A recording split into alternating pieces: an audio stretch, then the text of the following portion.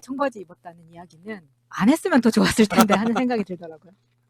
아니, 기왕 거짓말을 할 거면 평소에도 즐겨 입는다. 이렇게 이야기를 해야지. 30년 만에 처음 입는다 그러면 그 꼰대 인정하는 거잖아요. 아, 진짜 그 감각 진짜 너무 후지다, 진짜. 그래도 좀 노력하는 그러니까 하얀색 이런 티셔츠에 맞춰서 청바지를 입고 나오니까 다들 젊어 보이긴 하더라고요. 그 부분은 그 인정. 100m 밖에서 봐야 젊어 보이죠. 나는 그 행사의 가장 히트가 몇 가지가 있는데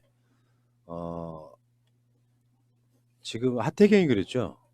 자기는 150석이 목표라고. 예, 알겠습니다. 예, 좋은 말씀 감사하고요.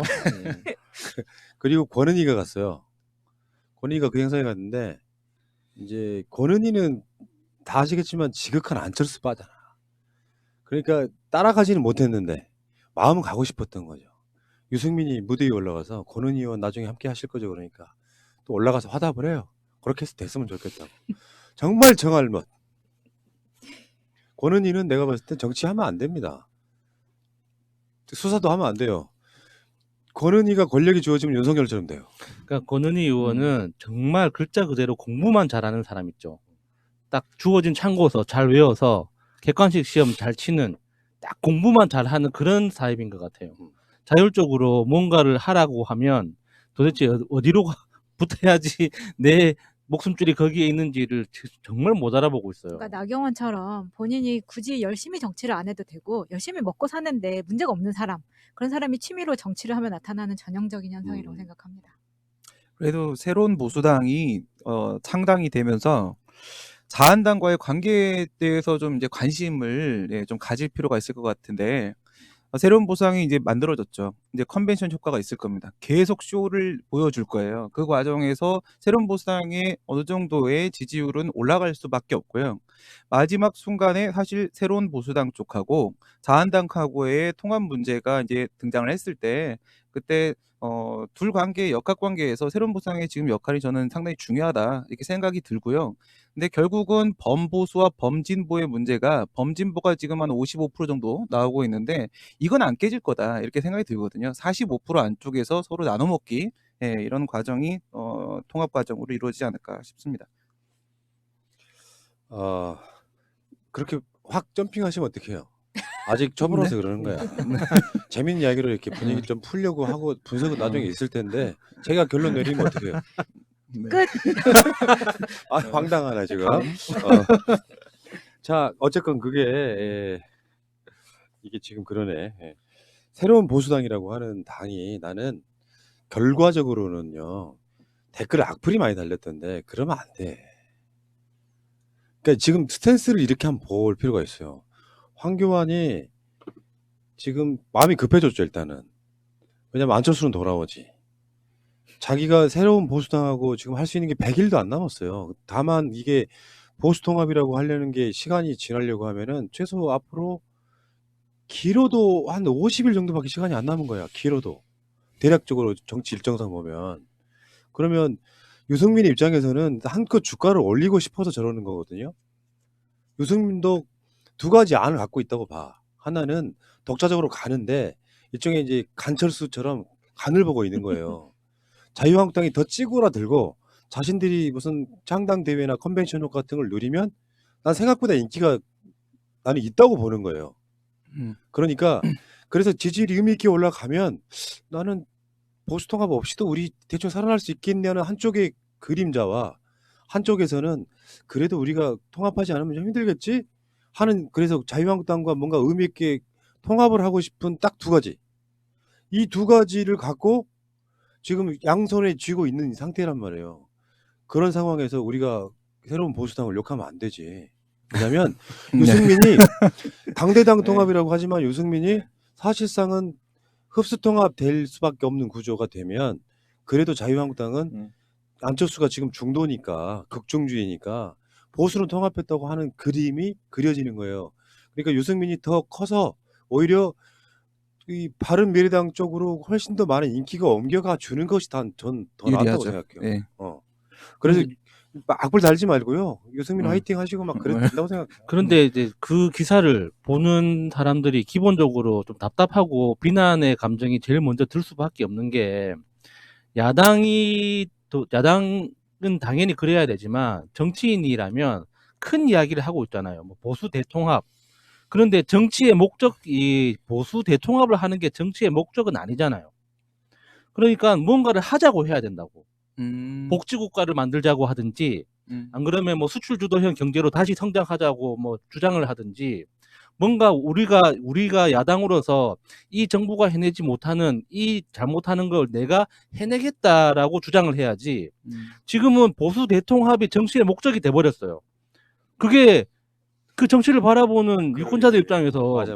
그게 나하고 무슨 상관이냐고. 음. 대통합을 하든 소통합을 하든 똥통합을 하든 그거는 너희들 사정이고 나한테 뭘 해줄 건가를 약속을 해야 되는데 아무런 이야기가 없단 말이죠.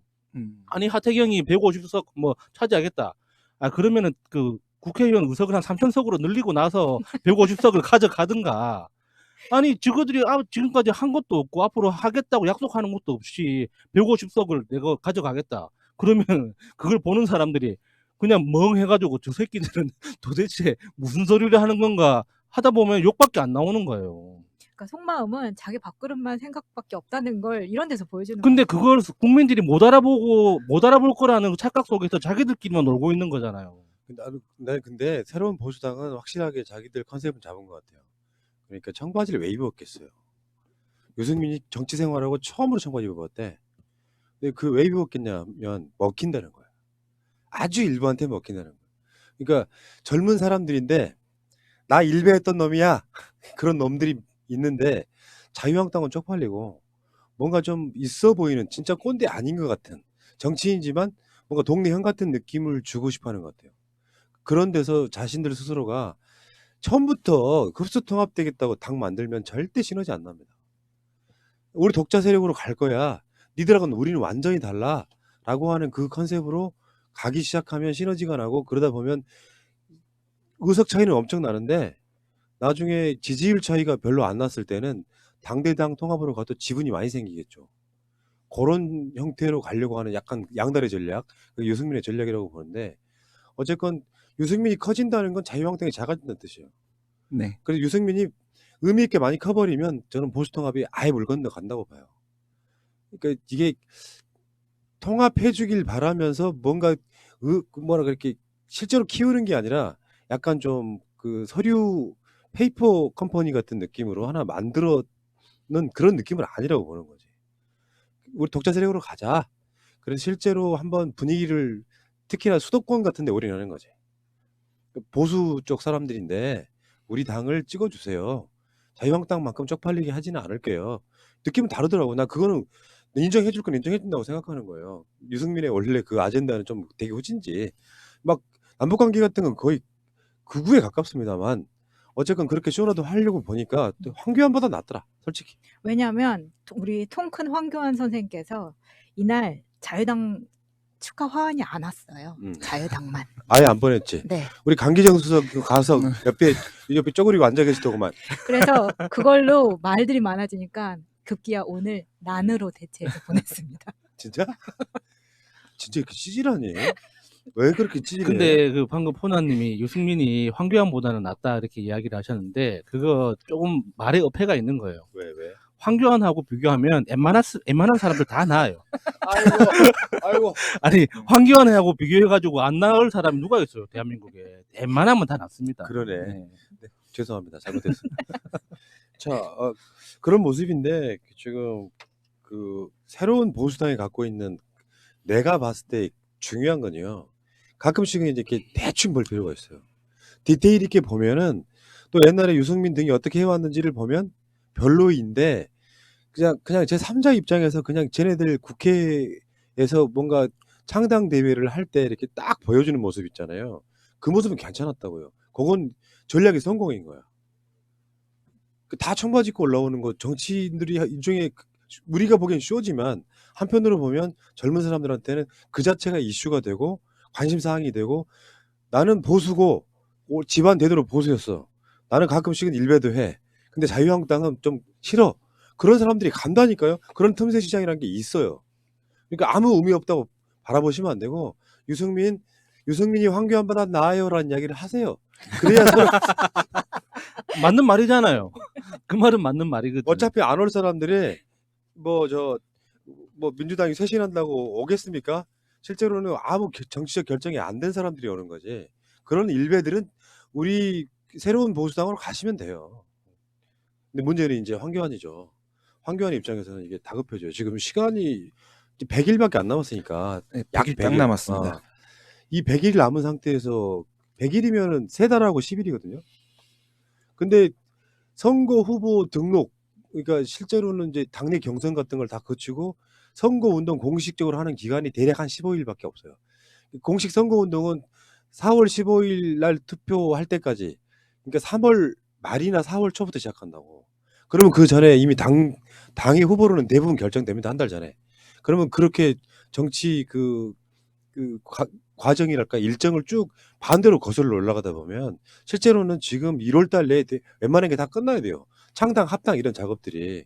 이 과정에서 오히려 어떻게 했어야 되냐면은 황교안 입장에서 그 바른미래당에서 손학규 대표하고 안 맞는 사람들, 나가려고 하는 사람들 그 작업을 생략시키고 끌어왔어야지. 정치력이 있다면. 근데 이미 그런 협상 장면까지 가지 않았기 때문에 우리 독자 노선을 갈 수도 있어라고 한 50%의 발을 한쪽에 딱 걸치기 시작한 거죠. 거기서 또 안철수가 등장하는. 진짜 재밌어요. 내가 오죽했으면은 이 황교안, 유승민, 안철수의 마이너 삼국지라는 표현을 썼는데 실제로는 그렇습니다. 그러니까 정치적으로 당의 이 의석수를 이야기하는 게 아니고 정치하면 안 되는 그 진짜 마이너들, 소위 말하면 찌질이들 3명이 지금 삼국지가 시작된 거예요. 내가 중도 먹을게, 너는 보수 먹어. 나는 새로운 보수 먹을게, 좋은 보수 먹을게, 너는 오래된 보수 먹어. 여지거리 하고 있는 거예요. 답답하네요, 진짜. 답답할 게 없지. 난립할수록 우리한테 좋은 거지. 결국은 총선판이 3개로 나눠질 건데요. 민주당 쪽이 이제 정의당은 제외하고 생각을 하게 되면은 민주당 쪽이 있을 거고 이제 보수 쪽하고 중도 쪽하고 이렇게 나누게 되면 보수 쪽에 자한당하고 그다음에 새수당, 새로운 보수당하고 우리공화당 쪽하고 그다음에 그 점사하고 이렇게 4개가 통합을 할 수 있냐 없냐 이런 문제가 남을 거고요. 이거하고 별개로 한쪽에는 이제 중도 쪽 겨냥한 부분이 있을 텐데 이게 민주평화당하고 대한신당하고 바른미래당하고 이 3개가 통합이 되냐 안 되냐 이런 문제로 이 2개 그룹이 서로 넘나들지는 않을 거다 경계를. 근데 결국은 자기들끼리 그렇게 해봐야 20대 총선 때를 생각을 한번 해보시게 되면 연초 지지율하고요 실제 지지율하고 상당히 큰 격차가 발생을 했거든요. 그러면 이러한 격차는 중간에 이슈 파이팅으로 분명히 바뀔 수 있는 부분이 있습니다. 근데 이 이슈 파이팅에서 우리는 방어만 하면 되는 거고요. 결국은 저쪽 안에서 바뀔 것이다. 우리 쪽에는 아무 영향을 못 줄 것이다. 저는 이렇게 지금 예측을 하거든요. 그냥 우리는 그냥 지켜보면서 지금까지 하던 대로 지금까지 한 번도 없었던 이렇게 평온한 총선 준비 그대로 내용을 중심으로 저들은 공학을 중심으로 우리는 우리만의 차별성을 가지고 계속 가던 대로 가면 되겠다 이런 생각이 듭니다. 그 황교안 이 사람이 갖고 있는 정치력 때문에 전 계속 망할 거라고 봐요. 황교안 자체가 이제 다급하고 이렇게 몰리니까 내가 그러니까 수도권을 험지에 나가겠다고 이야기했잖아요. 그것도 2번씩이나 했어. 지난 주말을 거치면서. 그러니까 이제 홍준표가 그랬죠. 이제 초선도 안 해본 사람은 당연히 험지 나가야 되는 거 아니야 이렇게 얘기하는. 그러니까 이게 되게 복잡하게 꼬여 버린 게요. 홍준표 등은 보수를 통합시켜야만 선거에 이긴다고 생각을 해요. 그래서 지금 소위 말하면 친이계 중심으로 해가지고 새로운 결사체 하나 만들었거든요. 최근에. 그거 하나 있고. 그 다음에 황교안은 이러지도 저러지도 못하고 우리공화당도 안 되고 바른미래당도 안 되는데 지금은 타겟이 바른미래당은 아니겠죠. 그러니까 지금 새로운 보수당이 일 거란 말이에요. 그러니까 바른미래당일 때는 그게 30석 정도 되는 나름 거대 정당이었다고. 8명이 이제 떨어져 나온 상황 아니에요? 그러니까 새로운 보수당하고 2석짜리 우리공화당 다 합쳐갖고 10석을 110석에 가까운 정당이 어떻게 하지를 못하고 있는 거예요. 근데 이 상황에서 홍준표 같은 사람은 또 이렇게 이야기한다고. 내가 유승민 지역구 나가겠다. 대구 동구 을인가 그럴 거야. 유승민을 지금 떨어뜨려야지 다음 대선 때 불씨가 안 남는다는 거야. 또 그럴 것이 홍준표 같은 경우는 유승민한테 지지율이 좀 발린 부분도 있잖아요. 대선 다 나갔으니까. 홍준표 나가고 안철수 나가고 유승민 나갔으니까. 그러니까 지들끼리 막 그러고 있는 상태. 그러니까 지금 안철수는 여러분들이 안철수 뭐 자유한국당 가려고 한다. 전혀 그렇지 않을 겁니다. 제가 지난주 방송에도 그런 이야기 드렸는데 지금 안철수의 전략은 또 중도 먹기 어게인 국민의당이죠. 네. 실제로는 그런 시장이 아직도 남아있다고 보고 그러니까 이게 시장은 똑같은 시장인데 내수 시장이 그래요. 내수 시장이 민주당이 지금 한 40% 정도 먹고 있는 시장이야. 그 보수라고 하는 시장이 한 20에서 25% 사이에 있는 시장이야. 나머지는 중도라고 하는 또 시장이 또 있잖아요. 근데 거기다 대놓고 이제 우리는 새로운 보수야라고 시장 하나를 또 만들고 그리고 이 중에서 중도도 그러니까 보수도 진보도 실은 정말 아무 생각 없는 사람 모여라 하는 그 전략 아니야. 틈새 중에 틈새. 틈새 중에 틈새 극중주의의 안철수 씨가 또 돌아옵니다. 이렇게. 그리고 우리 공화당 같은 경우는 극우 모여라 하고 또 저쪽 시장이 생기는 거잖아요. 근데 사실은 대한민국이라고 하는 정치 지형은 그래도 보수 진보였단 말이에요. 그러니까 양당 체제의 정당이었다고. 그러다가 국민의당이 40석 얻으면서 그것도 호남이니까 가능했다고 봐요. 호남이니까 가능했다고. 다른 지역이 만약에 그런 상태였다 그러면 여전히 양당제였겠죠. 의미 있는 양당. 그러니까 지금 당이 여러 개가 있다고 치더라도 우리 지금도 사실 양당제에 가깝습니다. 현실적으로는. 숫자들이 예를 들면 진짜 다당제라고 개념이 되려면 100석 나눠 먹는 거야. 300석을. 또는 꼭 그렇게 못 나누더라도 제3당이 한 50석, 60석 돼가지고 상당한 의미를 갖고 있는 그 정도란 모를까? 막 정당들이 지금 맥시멈이 이제 20석인 거죠. 바른미래당이 남아있는 게 20석. 다음에 대한신당 정도가 한 6석 정도 있는 거고. 그 다음에 8석, 정의당 5석 이렇게 돼 있단 말이죠. 근데 그렇게 돼 있는 그 시장이라고 하는 공간 내에서 자꾸 뜯어먹겠다고 들어오는 건데 실제로는 사람들이 이런 게 있다고 봐요.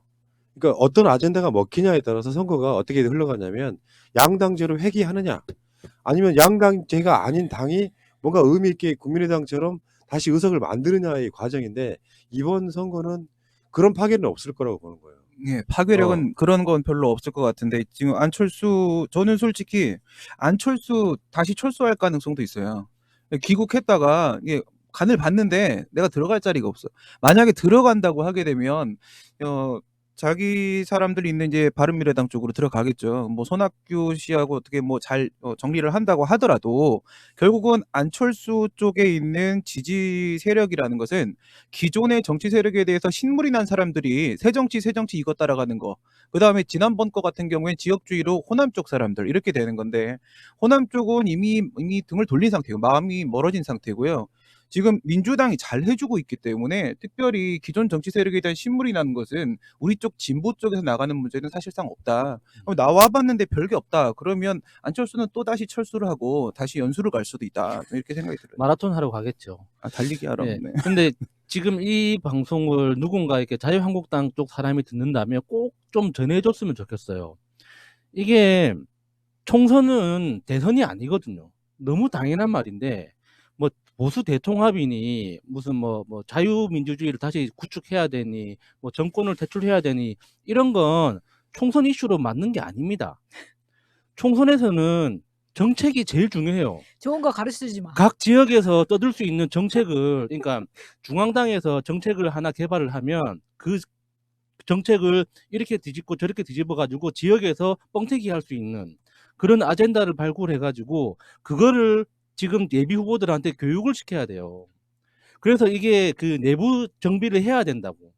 공천은 공천 시스템대로 가되 정책 트랙은 정책 트랙을 만들어서 그렇게 해야지 지역에서 최소한 싸워 볼 수는 있는 거예요. 그런데 지금 황교안처럼 가잖아요. 총선 딱 시작하면은 할 말이 없는 거예요. 중앙당에서 지금 약속한 정책이 하나도 없는데 그 후보들이 지역에서 무슨 약속을 합니까? 우리 황교안이가 다 해줄 겁니다.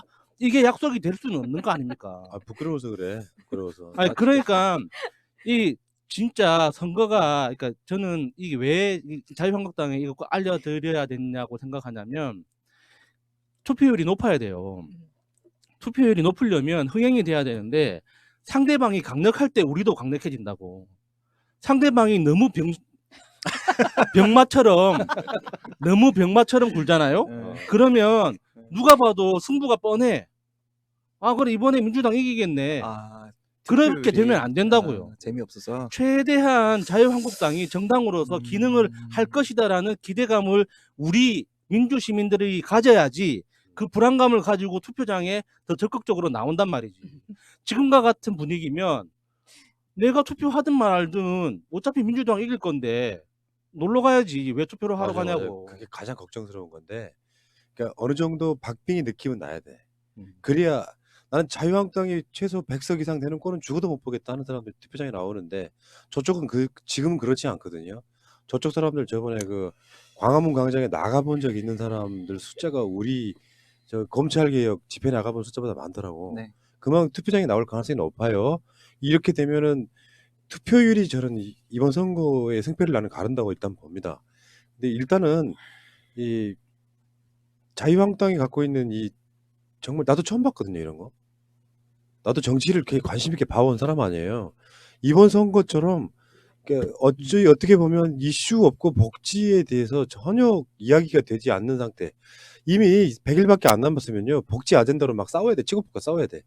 그러니까 소득주도 성장 같은 거라든지 이런 것도, 문재인 기업 같은 것도 의제상에 올라와 가지고 우리가 다수당이 되면 이거 없애버리겠습니다, 이런 게 돼야 되고, 예전처럼 무상급식 해드리겠습니다가 돼야 되는데 그런 이슈가 아예 없다는 게 가장 심각하고, 지금은 아마 선거를 관통하는 느낌은 딱 하나밖에 없죠. 아직까지는 인재영입밖에 관통하는 이슈가 없어요. 그전에는 다 기존에 있던 이슈들이에요. 그러니까 지금 공수처라든지 선거제 개혁 이런 거는 기존에 있던 이슈들이고, 선거용 이슈로는 지금 민주당의 인재 영입만 주목을 받고 있는 거예요. 나머지는 하다가 안 되니까 통합을 한 해 만에 이런 소리 속에 지들끼리 막 시장 선점하려고 막 노력하고 있는 거예요. 근데 내가 봤을 때는 이번 선거가 이 안철수나 유승민도 보면 되게 웃긴 게, 유승민은 새로운 보수당이잖아요. 새로운 지들 정치 그렇게 오래 해왔으면 뭐가 그렇게 새롭겠어요. 청바지. 그러네. 유니클로 청바지일 거야. 근데 안철수도 새 정치였잖아요. 그러니까 새로운 뭔가라고 하는, 사실은 새롭지 않은 것들이 등장하면서 나 새로운 사람이라고 봐주고 싶은 거. 간판만 바꾼다고 새로워집니까? 진짜 새로워지는 것은 민주당 같이 하는 거라고 저는 보거든요. 그러니까 패러다임을 바꾸는 거야. 사고의 패러다임을. 여성 장애인이신데 장애인들을 위해 살아왔어. 사회에 자기 엄마 눈을 뜨게 해준 사회에 보답하고자 살아와. 이런 사람들 있잖아요. 내가 검사였고 고검장이었는데 정관예우 안 받으려고 아예 변호사 개업을 안 하고 그냥 대학 교수로 가. 요런 게 새로운 거야. 그 사람들이 우리 머릿속에 민주당이나 자유한국당이나 이렇게 돈가치로 놓고 보면 안 되는 겁니다. 그러니까 촛불 정부가 만들어지고 문재인 대통령이 취임하고 나서 그 문재인 대통령의 당인 민주당이 지금 처음으로 하는 선거잖아요. 그러니까 기존에 이 가치대로 막 정치공학적으로 하면 안 되는 거라고. 그러니까 지금 정치 이슈, 그러니까 선거 이슈로는 인재 영입만 주목받고 있는 거 알고 보면 나머지는 다 과거로부터 내려온 찌끄러기들이 지금 공방이 있는 거라고 저는 보는 거예요. 푸나님하고 야수님 말씀에 완전히 동감을 하고요. 근데 지금 야당들이 지금 라인업이 안 잡혀요. 세팅이 돼야지 안에다 내용물을 좀 집어넣을 텐데 우선 자신들 자체가 해체 위기에 있다거나 상당히 위험한 상황이 있기 때문에 내용을 말하기에는 지금 상황이 너무 다급하다.